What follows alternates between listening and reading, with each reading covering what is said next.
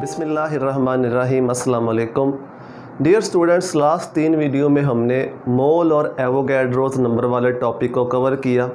Detail से हमने discussion की मोल और एवोगैड्रोस नंबर के बारे में और उनसे रिलेटेड जितने भी क्वेश्चन थे आपकी बुक में उनको सॉल्व किया और साथ बहुत से और भी हमने प्रैक्टिस क्वेश्चन किए। आज हम केमिस्ट्री के अगर पॉइंट ऑफ व्यू से देखें तो एक और बहुत ही इम्पॉर्टेंट टॉपिक डिस्कस करने जा रहे हैं। उस टॉपिक का नाम है स्टोइचोमेट्री। आज के इस वीडियो में हम स्टोइचोमेट्री की बेसिक्स को समझेंगे कि स्टोइचोमेट्री होती क्या है। उसके साथ मैं आपको बहुत से प्रैक्टिस क्वेश्चंस भी करवाऊंगा ताकि आपको बेटर अंडरस्टैंडिंग हो, बेटर आइडिया हो स्टोइचोमेट्री का। और इसके बाद नेक्स्ट वीडियो में फिर इस टॉपिक से रिलेटेड जो एग्जांपल्स और न्यूमेरिकल्स हैं उनको हम सॉल्व करेंगे। तो आइए पहले समझते हैं कि स्टोइचोमेट्री होती क्या है, इसकी बेसिक्स क्या है स्टोइचोमेट्री की। स्टोइचोमेट्री के लिए जो सबसे इम्पोर्टेंट चीज़ है वो है बैलेंस्ड केमिकल इक्वेशन। आपके पास बैलेंस्ड केमिकल इक्वेशन का होना लाजमी है जिसकी मदद से हम स्टोइचोमेट्री कैलकुलेशंस करते हैं। बैलेंस्ड केमिकल इक्वेशन होती क्या है ये हमने पढ़ रखा है कि ऐसी केमिकल इक्वेशन जिसमें एरो के दोनों साइड पे एटम्स की तादाद बराबर होती है उसको हम बैलेंस्ड केमिकल इक्वेशन कहते हैं। फॉर एग्जांपल वाटर की फॉर्मेशन का रिएक्शन है हाइड्रोजन प्लस ऑक्सीजन, ये आपस में रिएक्ट करते हैं तो इनसे वाटर बनता है।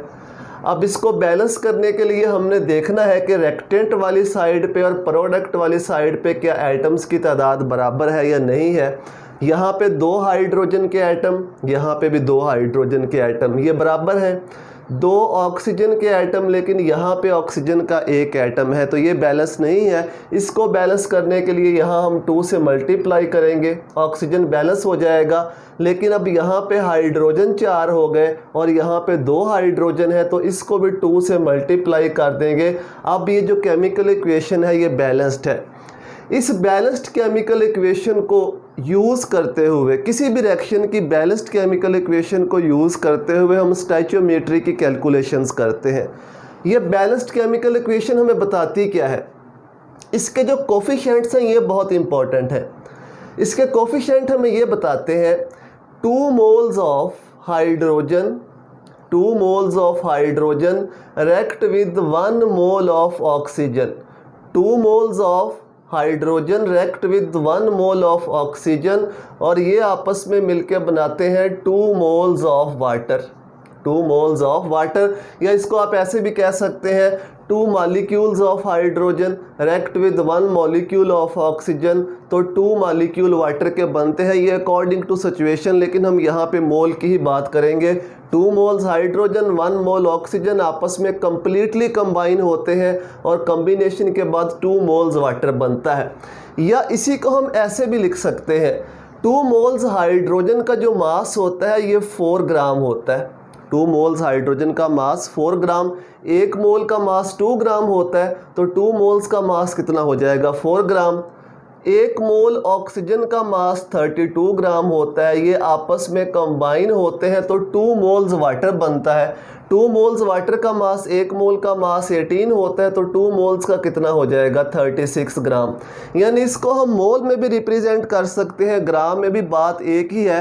हमने कन्वर्जन पढ़ी हुई है कि हम मोल्स को मास में कन्वर्ट कर सकते हैं, मास को मोल्स में कन्वर्ट कर सकते हैं। अब इसमें आपको किसी किस्म की कन्फ्यूजन नहीं होनी चाहिए कि मास को कैसे मोल में कन्वर्ट किया जाता है या मोल्स को कैसे मास में कन्वर्ट किया जाता है।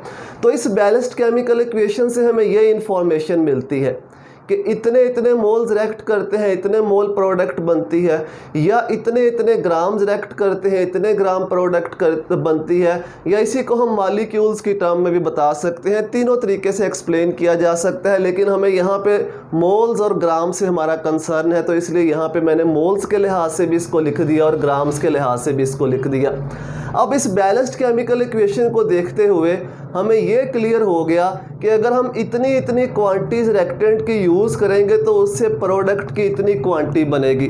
अब इनकी मदद से आपसे कोई भी क्वेश्चन पूछा गया हो आप उसको इजीली सॉल्व करके बता सकते हैं। फॉर एग्जांपल वो आपसे पूछ ले कि हाइड्रोजन के 10 मोल हैं, हाइड्रोजन के 10 मोल हैं, साथ में ऑक्सीजन के कितने मोल लगेंगे और वाटर के कितने मोल बनेंगे, आप इजीली इस इक्वेशन की मदद से बता सकते हैं अगर आपको ये बैलेंस्ड केमिकल इक्वेशन का पता है तो।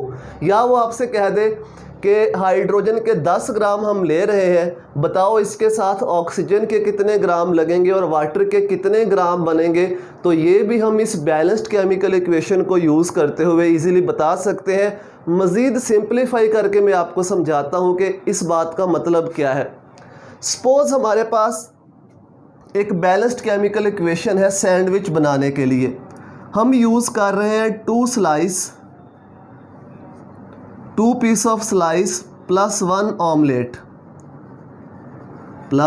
ऑमलेट, ये हम यूज़ कर रहे हैं। इन दोनों को मिलाने से एक सैंडविच बनता है। ये एक बैलेंस्ड केमिकल इक्वेशन है कि हम 2 स्लाइस यूज़ करेंगे, एक ऑमलेट यूज़ करेंगे तो एक सैंडविच बनेगा। अब इस बैलेंस्ड केमिकल इक्वेशन को देखते हुए वो आपसे कोई भी क्वेश्चन पूछ ले, आप इजीली उसको बता सकते हैं इस इक्वेशन से रिलेटेड। सपोज़ वो आपसे पूछ ले कि हम 10 ऑमलेट यूज़ कर रहे हैं, तो बताओ 7 स्लाइस कितने लगेंगे। ये तो हमें यहीं से नज़र आ रहा है कि एक ऑमलेट है तो 2 स्लाइस हैं, अगर 10 ऑमलेट है तो स्लाइस डबल हो जाएंगे, कितने हो जाएंगे 20 स्लाइस। कितने उससे सैंडविच बनेंगे, ये 1:1 है, एक ऑमलेट एक सैंडविच बन रहा है, तो 10 ऑमलेट यूज़ करेंगे तो कितने बन जाएंगे 10 सैंडविच बन जाएंगे। इस तरह से अगर वो आपसे कह दे कि हम यूज़ कर रहे हैं 50 स्लाइस यूज़ कर रहे हैं, कितने ऑमलेट लगेंगे और कितने सैंडविच बनेंगे, तो हम इजीली बता सकते हैं। अगर 50 स्लाइस यूज़ कर रहे हैं तो यहाँ से देखो कितने ऑमलेट लगेंगे 25, ठीक है, और कितने सैंडविच बनेंगे, सैंडविच भी कितने बनेंगे 25। लेकिन इस सब के लिए, इस सब कैलकुलेशन के लिए आपके पास बैलेंस्ड केमिकल इक्वेशन का होना लाजमी है। अब ऊपर वाले क्वेश्चन पे आओ। सपोज वो आपसे कह देता है कि आपके पास हाइड्रोजन के 10 मोल्स हैं, बताओ साथ कितने मोल्स ऑक्सीजन लगेंगे, कितने मोल्स ऑक्सीजन लगेंगे। इसके 2 मोल, इसका 1 मोल, ये हमें बैलेंस्ड केमिकल इक्वेशन से नज़र आ रहा है। इसका मतलब है अगर इसके 10 मोल लेंगे तो इसके हाफ हो जाएंगे, कितने हो जाएंगे ये 5 मोल। कितने मोल वाटर बनेगा, अगर इसके 2 मोल है तो 2 मोल वाटर बन रहा है, इसका मतलब इसके 10 मोल है तो 10 मोल ही वाटर बनेगा, 10 मोल्स वाटर के बन जाएंगे। या वो आपसे पूछ ले कि ऑक्सीजन के 3 मोल्स हैं, बताओ कितने हाइड्रोजन के मोल साथ लगेंगे और कितना वाटर बनेगा, तो 1:2 है तो 3 ये हो जाएंगे 6 मोल्स हाइड्रोजन के, और कितने मोल्स वाटर बनेगा, ये भी 6 मोल्स वाटर बनेगा। बताने का मकसद, ये सब कुछ समझाने का मकसद ये है कि बैलेंस्ड केमिकल इक्वेशन को यूज़ करते हुए उस इक्वेशन से रिलेटेड वो आपसे किसी भी तरह का क्वेश्चन पूछ ले, चाहे उसने मास का पूछा हो, मोल्स का पूछा हो, इवन के वॉल्यूम भी इसमें आ जाता है, किसी भी तरह का क्वेश्चन पूछा हो, आपके पास बैलेंस्ड केमिकल इक्वेशन अगर मौजूद है तो उसको यूज़ करते हुए आप इजीली कैलकुलेट करके सब कुछ बता सकते हो जिस भी तरह का क्वेश्चन पूछा गया हो। तो इसी को स्टोइचोमेट्री कहते हैं। स्टोइचो का मतलब होता है अमाउंट्स या मिकदार, मीट्री का मतलब होता है मेयर करना। बैलेंस्ड केमिकल इक्वेशन को यूज़ करते हुए हम अमाउंट्स को मेयर करते हैं। बैलेंस्ड केमिकल इक्वेशंस को यूज़ करते हुए हम किसको मेयर करते हैं, अमाउंट्स को। इसी को स्टोइचोमेट्री कहा जाता है। तो आइए देखते हैं इसे डिफ़ाइन कैसे करते हैं। Branch of chemistry which deals with quantitative relationship. Quantitative relationship मिकदारी तल्लक, यानी ये हमें मिकदारों के बारे में बताती है कि रिएक्टेंट की कितनी मिकदार है, प्रोडक्ट की कितनी मिकदार बनेगी। क्वांटिटेटिव रिलेशनशिप के बारे में बताती है between reactants and products, reactant और प्रोडक्ट के क्वांटिटेटिव रिलेशनशिप के बारे में बताती है। चाहे वो रिलेशनशिप मोल की फॉर्म में हो या मास की फॉर्म में हो, उससे फ़र्क नहीं पड़ता। इन ए बैलेंस्ड केमिकल इक्वेशन, ये बहुत इंपॉर्टेंट है। यूज़ हमने जब भी स्टोइचोमेट्री कैलकुलेशंस करनी है तो बैलेंस्ड केमिकल इक्वेशन ने यूज़ होना ही होना है, उसके बगैर हम स्टोइचोमेट्री कैलकुलेशंस नहीं कर सकते। तो बैलेंस्ड केमिकल इक्वेशन को यूज़ करते हुए हम रिएक्टेंट्स और प्रोडक्ट्स के दरमियान मिकदारी तल्लुक़ को बताते हैं, इसी ब्रांच को क्या कहा जाता है? स्टोइचियोमेट्री। यहाँ पे मैंने आपको समझा भी दिया कि मिकदारी तल्लुक़ कैसे बनाते हैं। मोल्स दिए गए हैं, किसी भी एक चीज़ के मोल्स दिए गए हैं तो बाकियों के हम मोल्स भी बता सकते हैं, मास भी बता सकते हैं। अभी और भी मैं आपको प्रैक्टिस क्वेश्चन कराऊंगा। ये सिर्फ जस्ट मैंने आपको स्टोइचियोमेट्री का जो इंट्रोडक्शन है उसको समझाने के लिए सब कुछ एक्सप्लेन किया यहाँ पे। अब नेक्स्ट बात ये है कि जब हम स्टोइचियोमेट्री कैलकुलेशंस कर रहे होते हैं तो उस दौरान हमें कुछ चीज़ें अज्यूम करना होती हैं जिनको हम कहते हैं अजम्पशंस ऑफ स्टोइचियोमेट्री। तो ये भी बहुत इम्पॉर्टेंट है कि स्टोइचियोमेट्री कैलकुलेशंस के दौरान कौन कौन सी चीज़ें हम अज्यूम करते हैं, उसको कहते हैं अजम्पशंस ऑफ स्टोइचियोमेट्री, या इन्हीं को हम कंडीशंस भी कह देते हैं, कंडीशंस ऑफ स्टोइचियोमेट्री कैलकुलेशंस। सबसे पहले हम ये अज्यूम करते हैं कि all the reactants are converted into product. All the reactants are converted. जितने भी रिएक्टेंट हम यूज़ कर रहे हैं वो सारे के सारे रिएक्टेंट किस में कन्वर्ट हो रहे हैं? प्रोडक्ट के अंदर। पहली चीज़ हमने ये अज्यूम करनी है कि जितना भी मास हमने रिएक्टेंट का लिया है वो सारे का सारा प्रोडक्ट में कन्वर्ट हो रहा है। दूसरा हमने ये अज्यूम करना है no side reaction occurs. No side reaction occurs. कोई भी साइड रिएक्शन नहीं होता रिएक्शन के दौरान। साइड रिएक्शन का मतलब है कि जो चीज़ हम बना रहे हैं, जो हम बनाना चाह रहे हैं रिएक्टेंट को यूज़ करके, वो ना बने, उसकी जगह पे कोई और चीज़ बनना शुरू हो जाए तो उसको हम साइड रिएक्शन कहते हैं।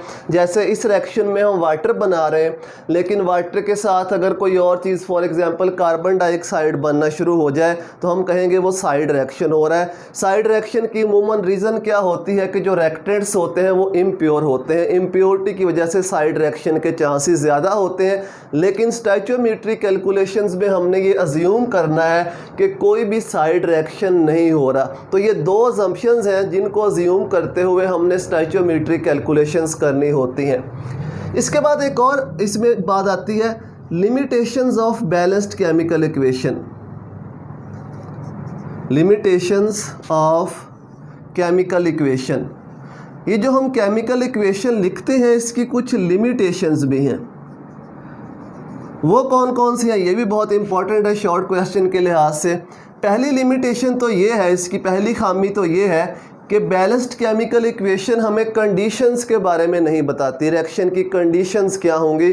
फॉर एग्जांपल ये रिएक्शन हमने यहाँ पे लिख दिया, कितना टेम्परेचर रिक्वायर्ड है, कितना प्रेशर रिक्वायर्ड है, कौन सा कैटालिस्ट यहाँ पे चाहिए, कुछ यहाँ से पता नहीं चल रहा।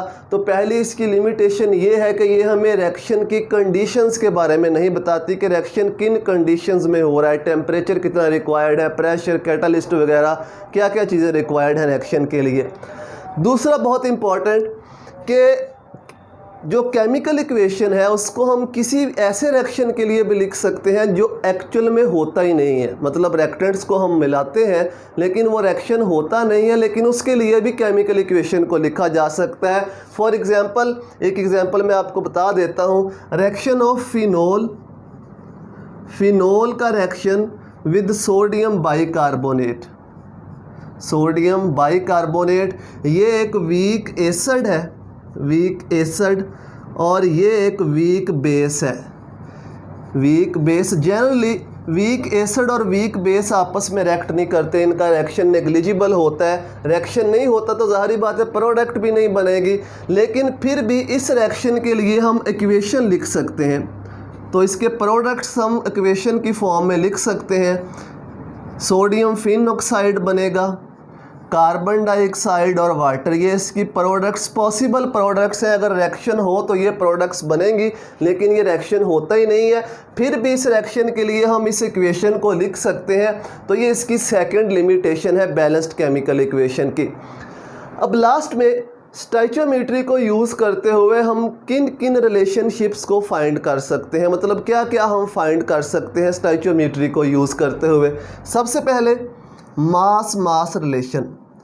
मास मास रिलेशन मतलब एक चीज़ का हमारे पास पूरा रिएक्शन मौजूद है। रिएक्शन में से किसी एक चीज़ का मास हमें मालूम है या दिया गया है, हमें दिया गया है क्वेश्चन में, उसकी मदद से हम बाकी चीज़ों के मासेस भी मालूम कर सकते हैं, बाकी रिएक्टेंट और बाकी प्रोडक्ट्स के मासेस को भी मालूम किया जा सकता है। दूसरा रिलेशन मास मोल रिलेशन, मतलब हमें मास मालूम है तो उसकी मदद से हम मोल्स भी फाइंड कर सकते हैं। किसी एक चीज़ का मास मालूम है, उसकी मदद से बाकी सारी चीज़ों के हम मोल्स फाइंड कर सकते हैं। थर्ड, मोल मास रिलेशन, अगर हमें किसी एक चीज़ के मोल्स मालूम है तो उसकी मदद से हम बाकी चीज़ों का मास भी मालूम कर सकते हैं। और फोर्थ नंबर पे है मास वॉल्यूम रिलेशन, अगर हमें मास मालूम है तो हम वॉल्यूम भी मालूम कर सकते हैं, या वॉल्यूम मालूम है तो उसकी मदद से मास भी मालूम किया जा सकता है। तो स्टोइचियोमेट्री को यूज़ करते हुए इतनी किस्म के रिलेशनशिप्स को हम इजीली फाइंड कर सकते हैं। अगेन मैं रिपीट कर रहा हूँ, हमें क्या पता होना चाहिए, हमें उस रिएक्शन की बैलेंस्ड केमिकल इक्वेशन का पता होना चाहिए। अगर हमारे पास बैलेंस्ड केमिकल इक्वेशन नहीं है तो हम स्टोइचियोमेट्री कैलकुलेशंस परफॉर्म नहीं कर सकते। तो चलिए अब मैं आपको कुछ प्रैक्टिस क्वेश्चन करवाता हूं, जिससे आपको बहुत बेहतर अंदाज़ा होगा कि स्टोइचियोमेट्री आखिर होती क्या है। क्वेश्चन आपके सामने लिखा हुआ है, hydrogen react with oxygen to produce water. ये इसकी बैलेंस्ड केमिकल इक्वेशन है, हाइड्रोजन ऑक्सीजन से रिएक्ट करके वाटर बनाता है।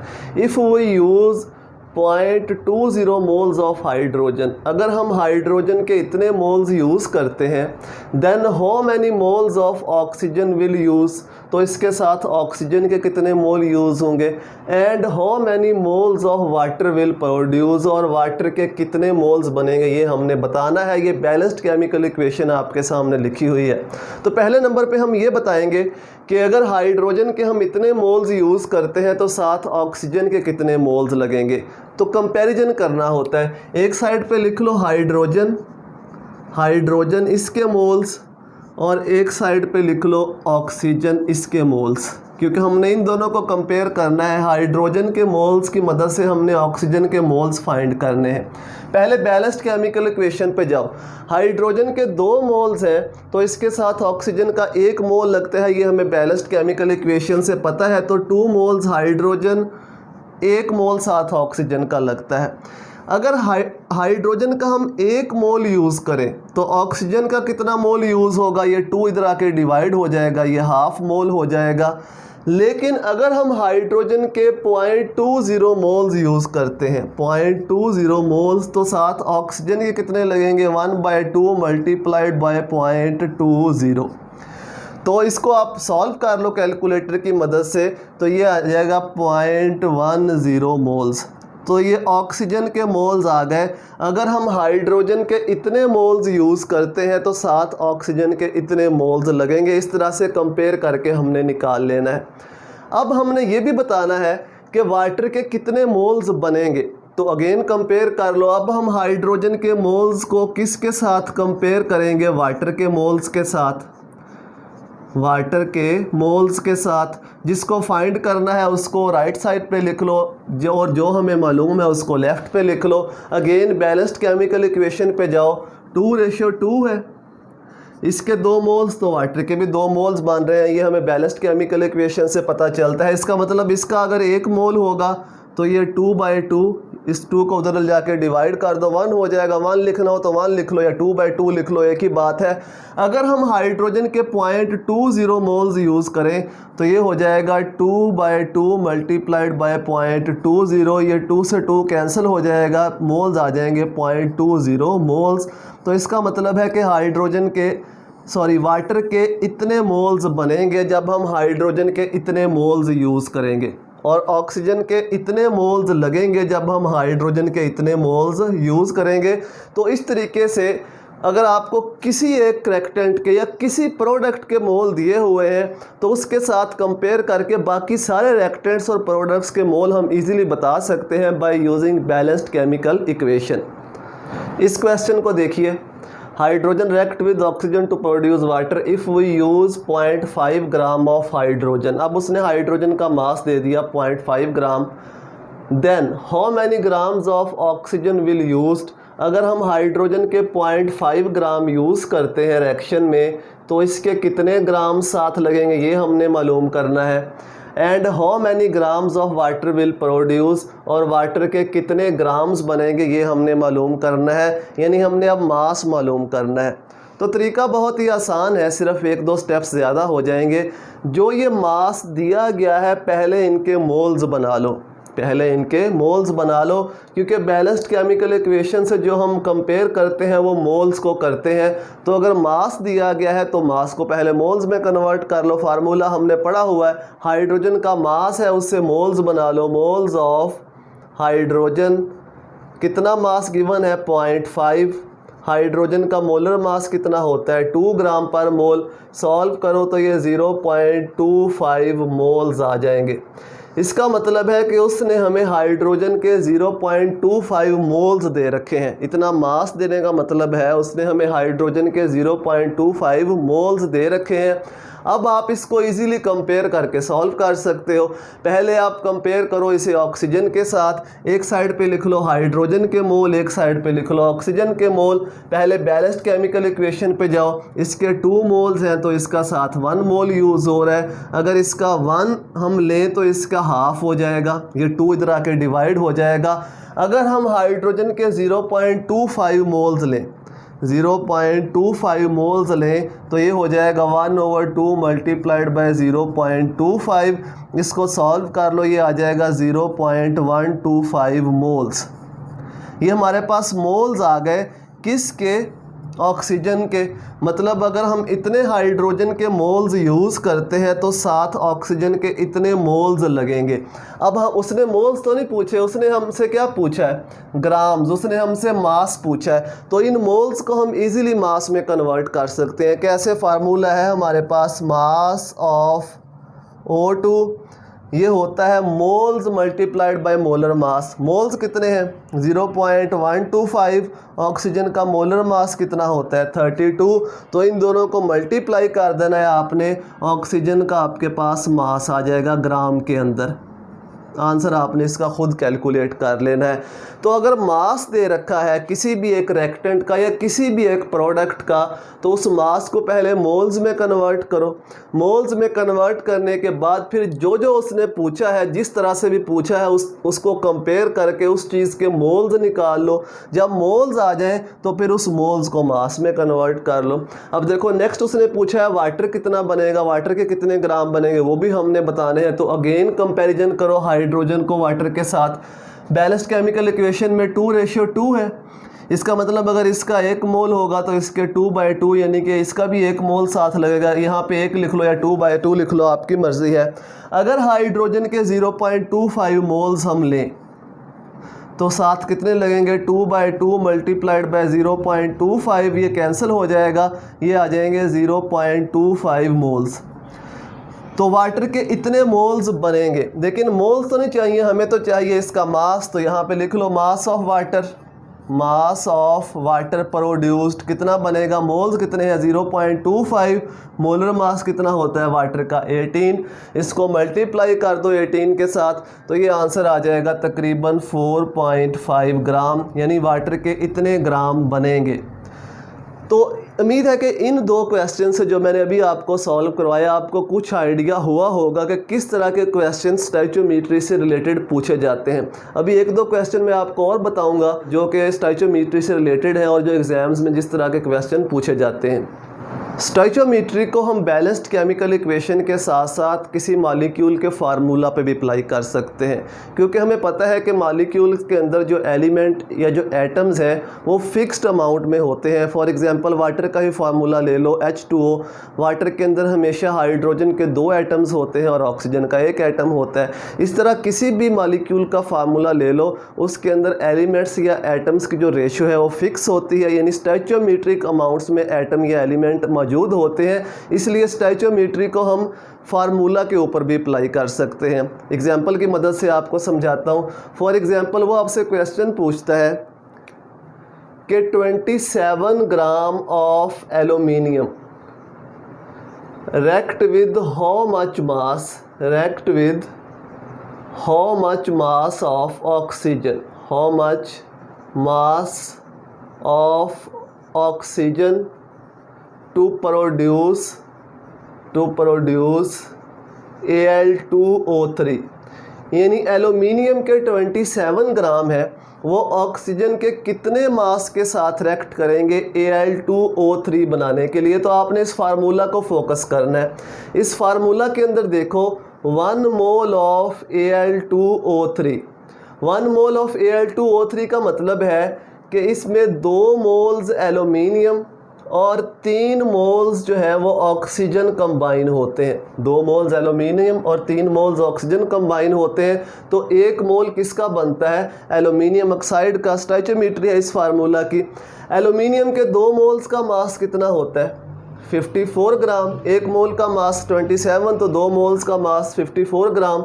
ऑक्सीजन के 3 मोल्स का मास, ऑक्सीजन के 1 मोल का मास 16, तो 3 मोल्स का मास होगा 48 ग्राम। यानी इस फार्मूला की स्टोइचियोमेट्री हमें ये बताती है कि एल्यूमिनियम के 2 मोल हैं इसके अंदर और ऑक्सीजन के 3 मोल हैं, या एल्यूमिनियम का इतना मास है तो साथ में ऑक्सीजन का इतना मास यूज़ होगा। इस स्टोइचियोमेट्री को यूज़ करते हुए इस क्वेश्चन को हम ईजीली आंसर कर सकते हैं। देखो कंपेयर कर लो, एल्यूमिनियम इसका मास ले लो और इसे कंपेयर कर लो ऑक्सीजन के मास के साथ। अब इस फार्मूला से हमें ये पता चलता है कि एल्यूमिनियम के अगर 54 ग्राम है तो ऑक्सीजन के साथ 48 ग्राम है। लिख लो 54 ग्राम, तो ऑक्सीजन के साथ कितने यूज़ हो रहे हैं? 48। अगर हम इसका 1 ग्राम लेंगे तो ये हो जाएगा 48/54। उसने कितना पूछा है? अगर हम एल्यूमिनियम के 27 ग्राम लें, एल्यूमिनियम के 27 ग्राम लें तो कितने ऑक्सीजन के लगेंगे? 48/54 मल्टीप्लाइड बाय 27। इसको सॉल्व कर लो, ये 2 हो जाएगा, 2 को डिवाइड करो तो ये हो जाएगा 24 ग्राम। इसका मतलब ये है कि अगर हम एल्यूमिनियम के 27 ग्राम यूज़ करते हैं तो उसके साथ कंप्लीटली ऑक्सीजन के 24 ग्राम लगेंगे, तो उससे क्या बनेगा? एल्यूमिनियम का ऑक्साइड बनेगा। या और किस तरह के क्वेश्चन पूछ सकता है? अगर वो आपसे फॉर एग्जांपल ये क्वेश्चन पूछ लेता है कि number of moles of CO2 के हमने मोल्स बताने हैं, विच कंटेन 8 ग्राम ऑक्सीजन, यानी 8 ग्राम ऑक्सीजन हो तो CO2 के कितने मोल्स होंगे? 8 ग्राम अगर ऑक्सीजन हो तो CO2 के कितने मोल्स होंगे? अब CO2 की स्टोइचियोमेट्री तो हमें नज़र आ रही है। CO2 अगर इसका 1 मोल हो तो इसमें 1 मोल कार्बन है और इसमें 2 मोल जो है वो ऑक्सीजन है, ये हमें नज़र आ रहा है। 1 मोल कार्बन का मतलब 12 ग्राम कार्बन है, 2 मोल ऑक्सीजन का मतलब 32 ग्राम इसके अंदर ऑक्सीजन है। यानी CO2 का अगर 1 मोल हो तो 1 मोल के अंदर इतने ग्राम कार्बन होती है और इतने ग्राम जो है ऑक्सीजन होती है। उसने सिर्फ हमें ऑक्सीजन का पूछा है तो हम ऑक्सीजन को लेके चलेंगे। यहाँ पे लिख लो मास ऑफ CO2 और यहाँ पे लिख लो मोल्स ऑफ CO2, बल्कि मास ऑफ O2 आएगा, मास ऑफ O2। देखो अगर O2 का मास 32 ग्राम हो तो 1 मोल बनता है CO2 का। यहाँ पे लिख लो 32 ग्राम अगर ऑक्सीजन के हों तो इसका 1 मोल बनता है। अगर 1 ग्राम ऑक्सीजन होगी तो इसके कितने मोल्स बनेंगे? 1/32। और अगर 8 ग्राम ऑक्सीजन हो जो उसने हमसे पूछा है तो कितने मोल्स बनेंगे? 1/32 मल्टीप्लाइड बाय 8। सॉल्व कर लो, ये बन जाएगा 0.25 मोल्स। तो इस तरह से हम मोल्स बता सकते हैं। इस तरह का कोई भी क्वेश्चन पूछा गया हो आप इजीली बता सकते हो। Number of moles of CO2 which contain 8 gram of oxygen. CO2 को आपने फोकस करना है, CO2 को फोकस करो। इसमें देखो कार्बन के कितने मोल्स हैं, ऑक्सीजन के कितने मोल्स हैं, मोल्स लिख लो, उनका मास लिख लो। जब आपको पता चल गया कि अगर 32 ग्राम ऑक्सीजन हो तो CO2 का 1 मोल बनता है, 32 ग्राम ऑक्सीजन हो तो CO2 का 1 मोल बनता है, उसकी मदद से हम इजीली बता सकते हैं कि अगर 8 ग्राम ऑक्सीजन होगी तो CO2 के कितने मोल्स बनेंगे।